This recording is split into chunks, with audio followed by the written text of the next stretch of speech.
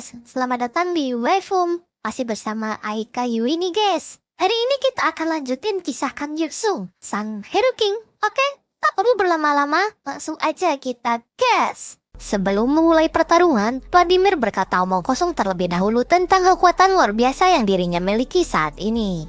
Dirinya juga sampai berusaha mengajak Kang Yuksung untuk bergabung dengan dirinya. Bahkan Samonak pun ikut mengajak Kang Yuksung untuk bergabung. Dan hal tersebut membuat Kang Yuksung cukup kesal sehingga dirinya pun langsung menebas tangan Vladimir.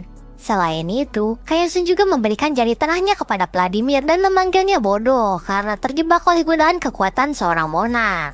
Mendengar Kang Yuksung berkata begitu, Vladimir pun langsung menyerang Kang Yuksung. Dengan begitu, pertarungan pun dimulai. Kemudian, Kang Yuksung menggunakan kekuatannya bernama Monarch Slayer yang membuat serangan Kang Yuksung meningkat 9.999% terhadap Monarch.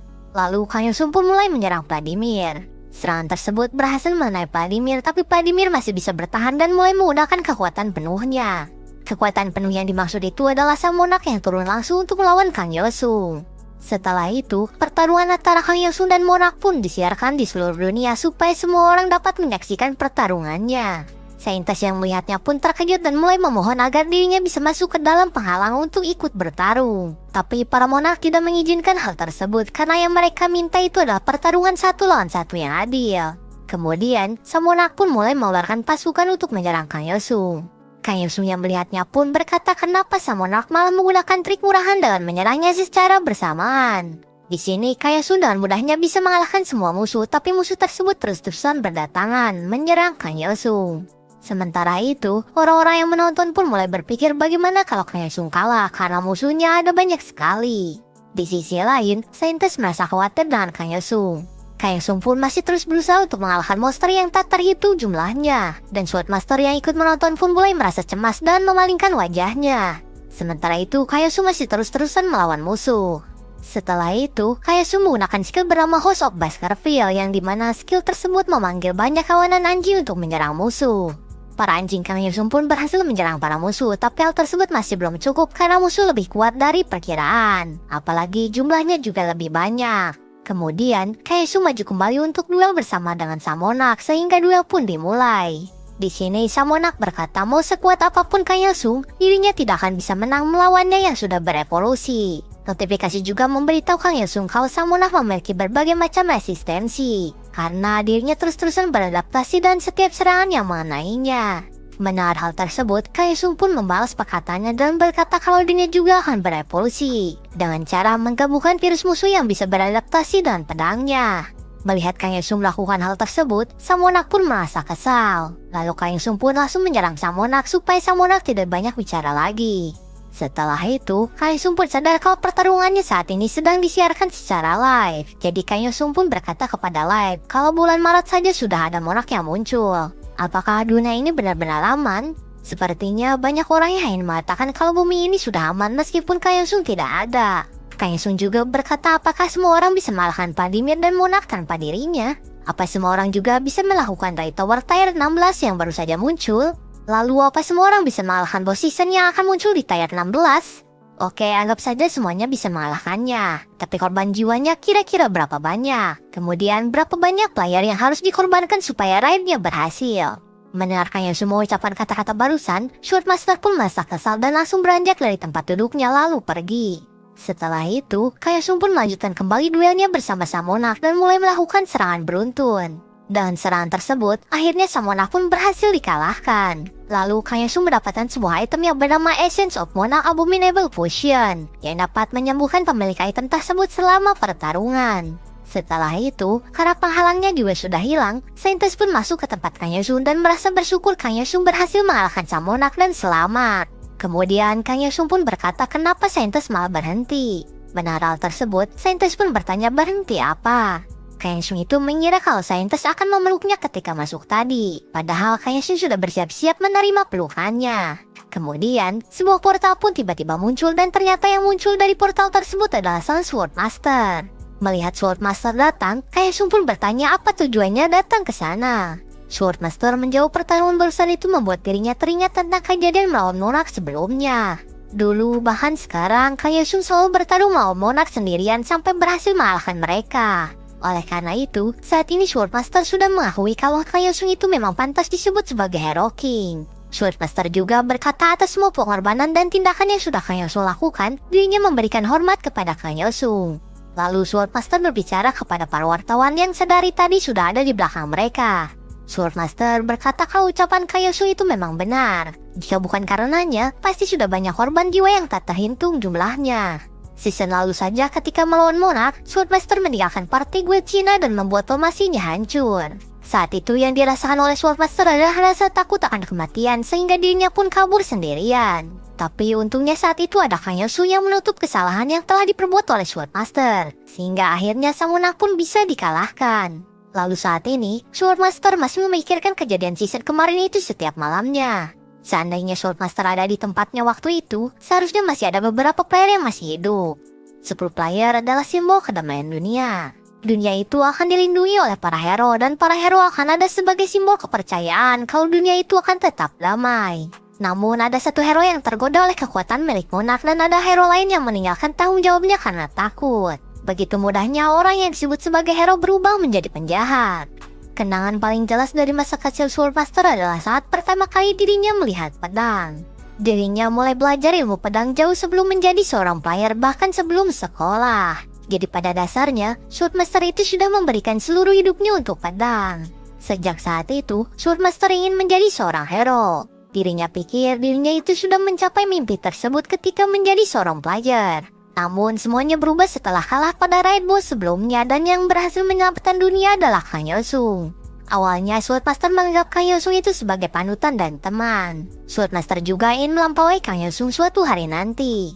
Tak lama setelah itu, Swordmaster mulai menyadari kalau ada orang-orang tersembunyi yang telah melampaui para hero yang disebut sebagai Picture of the Abyss.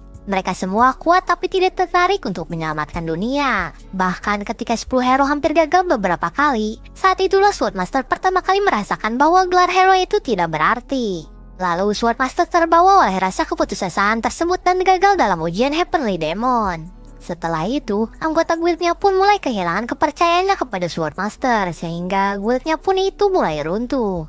Pada saat raid boss, motivasi Swordmaster berkurang karena keputusasaan yang dirinya miliki, sehingga blessing dari Iron Monarch pun dihilangkan. Oleh karena itu, Swordmaster pun kabur karena takut mati sehingga Kang Yosung lagi yang menyelamatkan dunia seperti biasanya. Lalu di season sekarang, Swordmaster bertekad tidak akan bertindak seperti sebelumnya. Kemudian ketika dirinya diminta untuk membawa anggota guildnya bersamanya, Swordmaster berkata kalau farming sendiri akan lebih efisien di awal season. Mendengar hal tersebut, orang-orang pun mulai berkata kalau Swordmaster telah meninggalkan anggota guildnya. Bahkan ada seseorang yang mengatakan bahwa dirinya akan membunuh Swordmaster.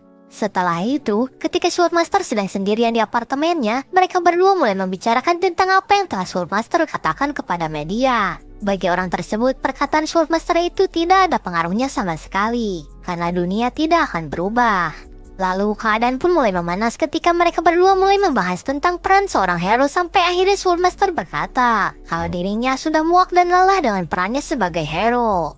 Mendengar perkataan Swordmaster, orang tersebut pun mulai marah dan mulai menyerangnya. Untung saja serangannya itu masih bisa ditahan dan pertempuran mereka pun dimulai. Orang tersebut kesal itu sebenarnya karena Swordmaster yang sudah memiliki semuanya tapi malah berusaha membuangnya begitu saja. Swordmaster berkata kalau dirinya berada di posisinya sekarang, dirinya tidak akan pernah bisa jadi hero sejati. Orang tersebut pun bertanya apakah Swordmaster berusaha berubah itu karena terpengaruh oleh tindakan heroik Kang Yosung. Di dalam pikirannya, Swordmaster pun berkata kalau dirinya memang terpengaruh. Dirinya tidak bisa menahannya lagi karena dirinya mengingat momen ketika dirinya pertama kali melihat hero sejati yang selama ini dirinya inginkan. Kemudian, Swordmaster pun langsung dibunuh oleh orang tersebut karena sudah tidak berdaya lagi. Setelah membunuh Swordmaster, orang tersebut pun merasakan sedikit penyesalan karena dirinya telah membunuh panutannya sendiri. Lalu Iron Monarch pun mulai menawarinya kontrak karena Swordmaster saat ini sudah tidak ada. Setelah itu, orang tersebut pun teringat tentang percakapan Kang Yosung dan Swordmaster sebelumnya di media. Oleh karena itu, orang tersebut pun menyimpulkan kalau semuanya itu terjadi karena Kang Yosung. Lalu kita dialihkan ke tempat Kang Yosung. Di sini, Kang Yosung mendapatkan telepon dari si Patua. Kang Yosung juga diberitahu kalau Swordmaster baru saja dibunuh. Mendengar hal tersebut, Kang Yosung pun cukup terkejut. Sementara itu, publik mengeluarkan pernyataan kalau Swordmaster itu bunuh diri karena rasa bersalah. Tapi masih ada sesuatu yang janggal. Sekali lagi Kang Yosung pun terkejut karena tidak menyangka Swordmaster akan bunuh diri. Bagi Kang Yosung, Swordmaster memang terlihat aneh kemarin. Tapi ketika di mobil pada saat pulang, Swordmaster berkata kalau dirinya tidak akan mati. Selain itu, Swordmaster juga memberikan pesan kepada Kang Yosung untuk tetap menjadi hero sejati. Kemudian ketika di bandara, Kang Yosung bertanya kepada Swordmaster apakah dirinya akan tetap menjadi seorang player. Swordmaster menjawab kalau dirinya tentu saja masih akan menjadi seorang player. Kang Yosung benar-benar kesal karena sebelumnya Swordmaster sudah berkata begitu tapi malah bunuh diri. Lalu si Patua berkata kembali kemungkinan besar Swordmaster mati itu bukan bunuh diri tapi dibunuh oleh seseorang. Karena ada bukti di mana-mana. Oleh karena itu, si Patua menyimpulkan kalau Power of the Abyss lah yang telah membunuh Swordmaster.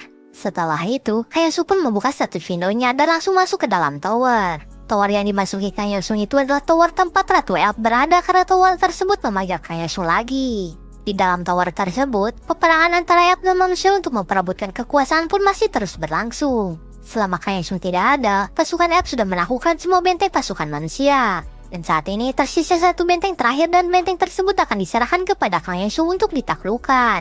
Kang Yosung pun langsung pergi ke benteng terakhir pasukan manusia. Di benteng tersebut sudah banyak mayat manusia berserakan di mana-mana. Ternyata di sana sudah ada orang yang menunggu kedatangan Kang Yosung dan orang tersebut adalah orang yang membunuh Swordmaster. Setelah itu, Kang Yosung bertanya kenapa orang tersebut malah membunuh pasukannya sendiri. Orang tersebut menjawab kalau dirinya hanya bosan saja menunggu makanya dirinya membunuh semua pasukannya. Kemudian, orang tersebut pun langsung mengeluarkan sebuah skill yang dimana itu adalah skill Swordmaster dulu. Melihat hal tersebut, Kang Yosung pun langsung berkata sepertinya dirinya tahu teknik dan pedang yang digunakan orang tersebut. Kang Yosung juga langsung bertanya apakah orang tersebutlah yang membunuh Swordmaster. Orang tersebut pun menjawab benar dirinya lah yang telah membunuhnya. Lalu apakah hal tersebut penting sekarang? Setelah berbincang-bincang, pertempuran pun dimulai dan Kang Yosung mulai menyerang duluan. Di sini Kang Yosung benar-benar kesal kepada orang tersebut sampai berkata segitu sajakah kemampuannya setelah merebut milik orang lain. Kemudian orang tersebut pun mulai tersudutkan oleh Kang Yosung. Tapi tiba-tiba orang tersebut mengeluarkan sebuah skill dan berkata, sayang sekali mereka berdua bertemu di dalam tower karena dirinya akan menjadi tak terkalahkan. Setelah itu, serangan Kang Yosung pun berhasil diblokir semuanya dan membuat Kang Yosung sedikit terkejut. Beberapa jam sebelumnya, ada beberapa orang yang sedang berbincang tentang Kang Yosung. Mereka berkata kalau keadaannya saat ini sedang tidak baik karena berbalik ke arah mereka. Oleh karena itu, mereka pun meminta sukarelawan untuk menemui Kang Yosung dan orang tersebutlah yang bersedia. Kita kembali lagi ke pertempuran Kang Yosung dan orang tersebut. Lalu Kang Yosung bertanya, bagi orang tersebut, tower tersebut itu ada di tier berapa?